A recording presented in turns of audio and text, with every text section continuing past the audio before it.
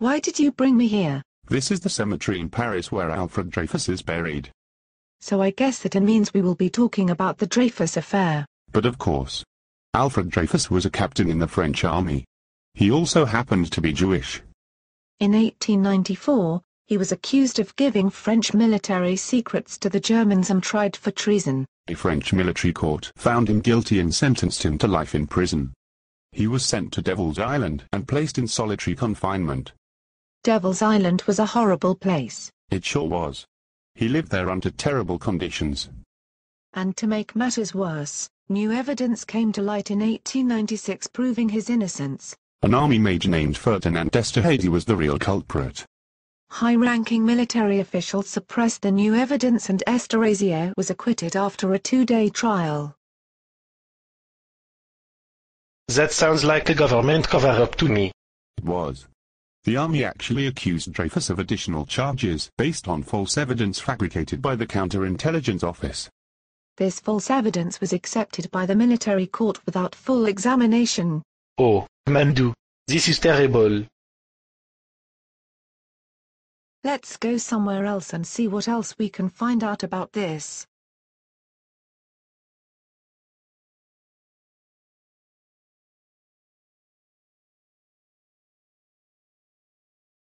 Many of his supporters and the press began to question his guilt.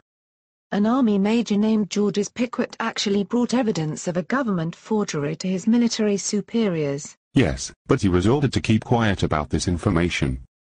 However, Picquet leaked this information to the press instead. He was court-martialed for doing this and had to flee France. The debate over the falsely accused Dreyfus grew into a huge public scandal.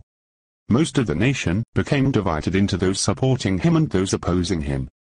The highly influential writer Émile Zola wrote an open letter to the newspaper called I Accuse. He accused the French president and the government of anti-Semitism and the unlawful imprisonment of Dreyfus. Zola was prosecuted for libel and found guilty.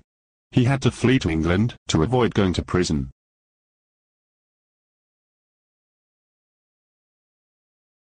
In 1899, Dreyfus was brought back to Paris for a new trial. Eventually, all accusations against him were demonstrated to be false.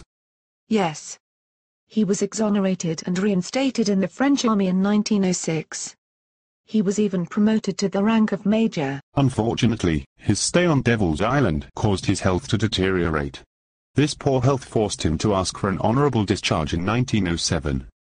The following year, he attended the funeral of Zola. During the burial, someone attempted to assassinate him and he was slightly wounded. Was the assassin arrested? Yes, he was immediately arrested by the head of the French police who happened to also be attending the funeral. However, the would-be assassin was found not guilty at his trial. Oh, poor Dreyfus. He can't seem to catch a break. When World War I broke out, Dreyfus volunteered to serve even though he was quite old. He served the entire war in a variety of artillery commands. His son also served in the war, as did 2 of his nephews. Unfortunately, both nephews were killed in action. It's rather ironic that the information he was accused of passing to the Germans was about the same type of artillery he commanded in the war. Yes, this highly accurate cannon found great success in blunting early German offensives. Alfred Dreyfus died 2 days before Bastille Day in 1935. Even after his trial and exoneration, the factions in the Dreyfus affair remained in place for decades. Right. The liberal victory in this affair prompted laws such as the separation of church and state. It also pushed the far right to the fringes of French politics.